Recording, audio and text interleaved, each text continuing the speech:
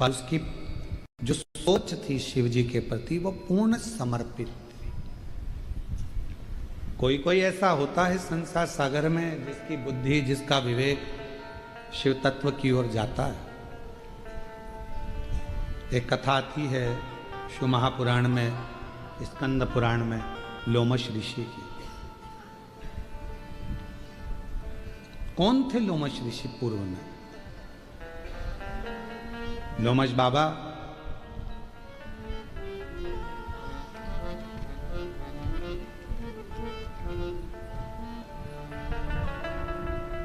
जो एक घर में जन्म ले लेते हैं, बहुत छोटा सा परिवार है और दरिद्र भी है, कुछ खाने के लिए कुछ भी।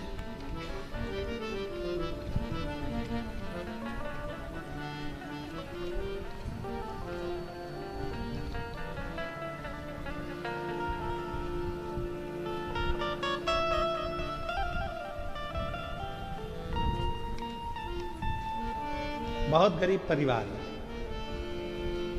भोजन के भी लाले हैं, कुछ खाने के लिए नहीं है, कुछ रखने के लिए नहीं है, बहुत साधारण सा परिवार, दुखी थे।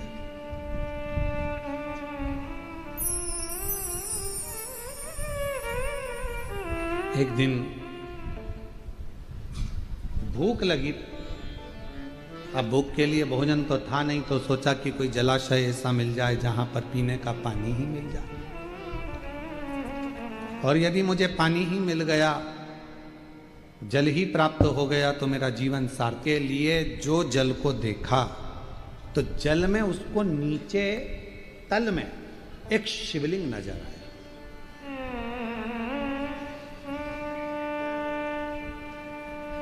अब उसने विचार करा कि यदि मैंने इसमें से पानी पिया तो बाबा को तो झूठा लग जाएगा। भाव, आज हम बैठे हुए थे तो हम बैठे बैठे विकास महाराज जी को और आशीष महाराज जी को, दोनों को सत्संग कर रहे थे बैठे, सुबह सुबह भगवान की सेवा करते हुए। भोलेनाथ जी का अभिषेक करे, ठाकुर जी का अभिषेक करे, शालिग्राम जी का पूजन करे, और पूजन करके ये दोनों बैठ गए तो सत्संग चलता है।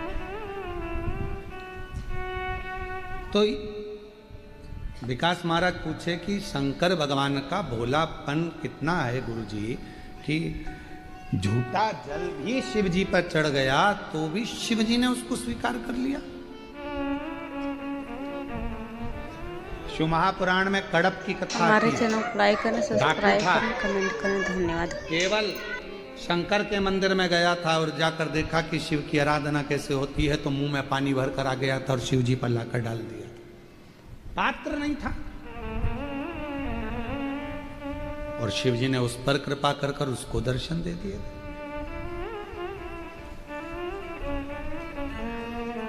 कई घरों में बड़ा झगड़ा होता है, कई घरों में कह देते हैं, अरे बेटा ये पानी क्यों लेकर जा रहे हो, ये पानी अशुद्ध है।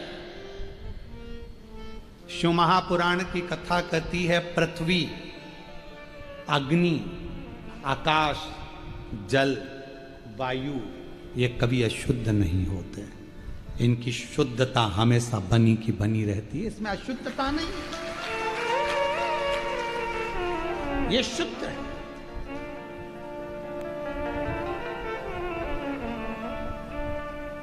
अरे ये पानी लेकर जा रहे हो तुम, ये पानी अशुद्ध है। ये पानी कहाँ ले जा रहे हो तुम, ये पानी अशुद्ध है। शिव महापुराण की कथा कहती है, अगर तुम्हारे मंदिर में, शिवालय में, देवालय में आप जा रहे हो भगवान का दर्शन करने के लिए, अगर भगवान के मंदिर में अगर आप कुछ लेकर भी जा रहे हो, दिल से मालूम पड़ा कि मेरे पास कुछ भी नहीं है, एकमात्र एक चावल का दाना भी अगर तुम लेकर जा रहे हो, तो दिल से अगर लेकर जा रहे हो तो शिव उसको करोड़ों में स्वीकार कर रहा है। और यदि चावल का दाना भी नहीं है, जल भी नहीं है, पुष्प भी नहीं है, आभूषण भी नहीं है, कुछ नहीं है, तो आप स्वयं तो जा रहे हो। एक बच्चे ने हमसे प्रश्न किया था, एक कभी कथा थी महाराष्ट्र में, वो महाराज जी ने कथा कराई थी, चाकरवाड़ी में कथा थी, श्री क्षेत्र चाकरवाड़ी में। तो वहाँ एक बच्चे ने प्रश्न किया था गुरुदेव, कभी कभी हमको स्कूल जाना रहता है, तो स्कूल जाते हैं तो हम कभी कभी स्कूल जाने के टाइम पर हो सकता है कभी हम नहा भी लेते हैं और कभी कभी नी भी नहाते हैं।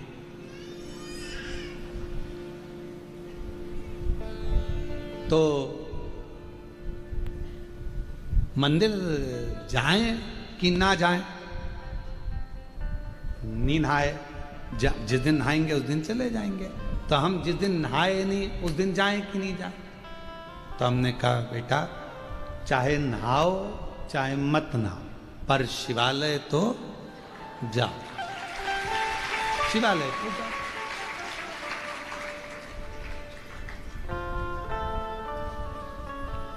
उसके घर के लोग भी खड़े थे।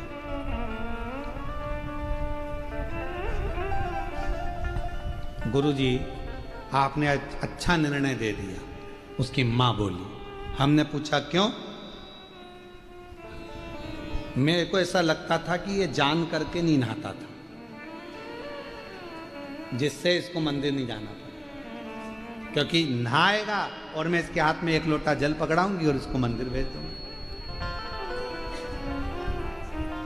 उसकी मां ने कहा कि आपने कहा कि तुम नहाओ चाहे मत नहाओ, पर शंकर के दरवाजे तो जाओ।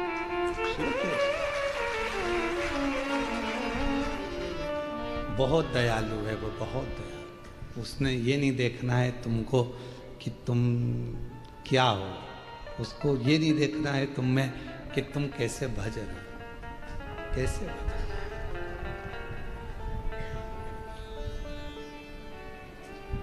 मछली तो रोज नहाती है बेचारी, बोलो बोलो, सही है कि गलत है? मगर भी रोज नहाता है। तो मंदिर जाना, नी नहाए तो मंदिर मत जाना। हम तो पुष्टि मार्गी हैं। हमारे यहाँ नाथद्वारा में श्री जी बाबा का मंगला का दर्शन करने के लिए जाते हैं, तो हम जैसे उठे हमारे ठाकुर के लिए दौड़ पड़ते हैं और दर्शन करते हैं। ठाकुर मंगला मुखी सदा सुखी। हम तो वो हैं कि भगवान का दर्शन बस मिल जाए। क्यों? क्योंकि जब प्राण छूट रहे होंगे तब यमराज से क्या हो गया, अभी रुक जा, पहले मैं वॉशरूम से नहा के आ जाऊं फिर ले चल। सुनेगा नहीं, मानेगा नहीं। उसको कोई मतलब नहीं कि तुम नहाए कि ना नहाए, बस तो एक चीज मानेगा, बस केवल एक चीज कि तुम नहाओ मत नहाओ, पर प्राण छूटने का समय हो तो तुम्हारे मुख पर परमात्मा का नाम आना चाहिए। सब कुछ वो छोड़, तो नहाने और नहीं नहाने से कोई फर्क नहीं पड़ रहा, उसको कोई अंतर नहीं पड़ रहा कि तुम नहाए ना। हम तो बाबा के भरोसे चलते हैं, हम तो बाबा के भरोसे चलते हैं। ये दुनिया वाले जलते हैं, ये दुनिया वाले जलते हैं। हम तो बाबा के भरोसे चलते हैं, डमरू वाले के भरोसे चलते हैं, काशी वाले के भरोसे चलते हैं। पर मेरी जीजियों मेरे जीजाओं, ये बात तो बच्चे तक है।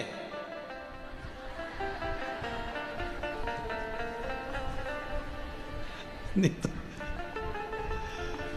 बहू में सोचे महाराज जी ने फ्री कर दिया, महाराज जी ने फ्री कर दिया। तो बाबा ये बच्चों तक सीमित है। आपको तो बाबा के पास में जाना चाहिए तो पूरा साज सजाकर, बाप को भी लगना चाहिए मेरी बेटी खुश है।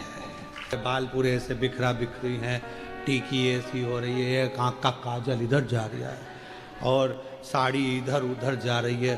पापा, और पापा जो देखे भाऊ, और जो भाऊ ने देखा बेटा तेरी ये हालत कैसे हो गई? बाप को, पिता को दुख लगे कि इसकी क्या हालत, देख तेरे संसार की क्या हो गई भगवान। पिता को हमेशा, और मुझे उम्मीद है मेरी जलगांव की मेरी जीजियाँ जब भी मायके जाती होगी अच्छी बढ़िया साड़ी वाड़ी पहन के, पटला पटली लगा के, अच्छी जोड़ी साड़ी की पिन मिन लगा के, अच्छी जोरदार तैयार मैयार होके, फिर बढ़िया टांग टुंगा के, बड़े तो ये तो जब यहाँ पर माता लक्ष्मी पर्स टांग कर चल रही है तो फिर तो जलगांव। हमने तो कल स्वामीनारायण मंदिर में देखा था कि लक्ष्मी जी भी पर्स रखी हुई थी। तो ये तो फिर तो ये जलगांव है। जलगांव का जलवा कम थोड़ी ना होना चाहिए। तो आप लोग जाते होगे मायके तो थोड़ा सच धज के ही जाते होगे, ये मेरा विश्वास कहता है। पापा से मिलने जा रही हूँ, मेरे मायके जा रही हूँ, सुंदर होकर तैयार होकर, बच्चों की पार्टी वाटी पाड़कर। बच्चे पूछ रहे मम्मी कहाँ जाना है, स्कूल से अभी आया, कहाँ जाना है, नाना जी के घर। बच्चा भी तैयार हो गया। तो निवेदन है मेरे बाबा, बच्चे तक सीमित है, पर तुम अपने बाबा से मिलने के लिए, पिता से मिलने के लिए, और मेरे जी जाओ तुम अपने ससुर से मिलने के लिए जब जाओ तो थोड़ा सा तैयार। इतने सुंदर बढ़िया सज धज कर जाओगे तो बाबा भी कहेंगे कितना। उसको लगना नहीं चाहिए, उसको भी लगे कि मालूम पड़े तुम ऐसे जाओ तो उसको लगे टेंशन में। नहीं, टेंशन कितना भी हो, टेंशन कितना भी हो, पर चेहरे पर मेंशन होना चाहिए। टेंशन कितना भी हो पर अपना चेहरा कि गए तो बाप को भी लगना चाहिए कि हाँ मेरी बेटी आई है, मेरा बेटा आया, मेरा दामाद आया, मेरा बेटा आया, उसको लगना चाहिए। तो यहाँ लोमश बाबा का जो पूर्व का जन्म था, एक बहुत दरिद्र, बहुत गरीब परिवार, साधारण सा, जहाँ कुछ भी नहीं है, कुछ भी। भोज पानी पीने के लिए गया जलाशय में, छोटा सा एक शिवलिंग नीचे देखा, एक शिवलिंग। और जब शिवलिंग देखा मन में भाव जागृत हुआ, मन में भाव। अगर मैं जल पीऊंगा, पानी मेरा झूठा शिव जी पर गिरेगा, शंकर भगवान रुष्ट हो जाएगा, ये अच्छी बात नहीं है। पर प्यास बहुत लग रही है, आसपास में कोई जलाशय नहीं है, तो उसने विचार करा पहले जल पी लेता हूं थोड़ा सा लेकर। हाथ की अंजलि में जल भरा, दूर गया, हाथ की अंजलि से जल पी लिया।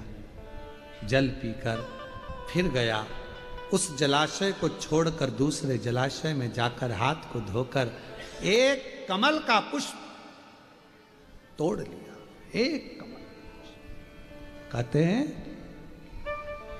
लोमश बाबा का चरित्र कहता है, लोमश ऋषि का चरित्र कहता है कि यदि किसी व्यक्ति ने अपनी जिंदगी में एक नियम बना लिया कि मुझे प्रदोष के दिन बाबा देव अधिदेव महादेव को एक कमल का पुष्प चढ़ाना, और कई मौसम ऐसा होता है कि उसमें कमल का पुष्प नहीं मिलता, तो कमल गट्टा बाजार में मिलता है, देखा है आप लोगों ने, काला कलर का होता है कमल गट्टा। एक कमल का गट्टा भी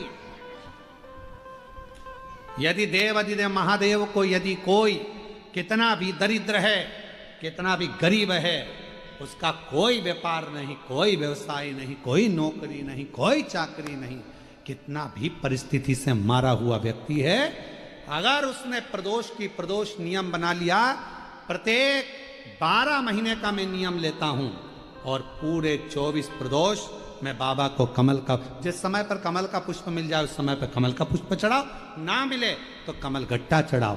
पर जिसने प्रदोष का नियम बना लिया, 1 साल पूरा नहीं होगा और मेरा बाबा उसका हाथ पकड़कर उसको मंजिल तक पहुंचाना प्रारंभ करेगा। कितना भी दरिद्र हो, कितना भी दरिद्र। यह लोमश ऋषि की कथा कहती है, ये लोमश बाबा का चरित्र कहता, कितनी भी गरीब परिस्थिति क्यों ना हो, कितना भी दरिद्रपन क्यों ना हो, कुछ नहीं घर में, पर बाबा पर आश्रित होकर। एक पत्र है, अच्छा है, देखो।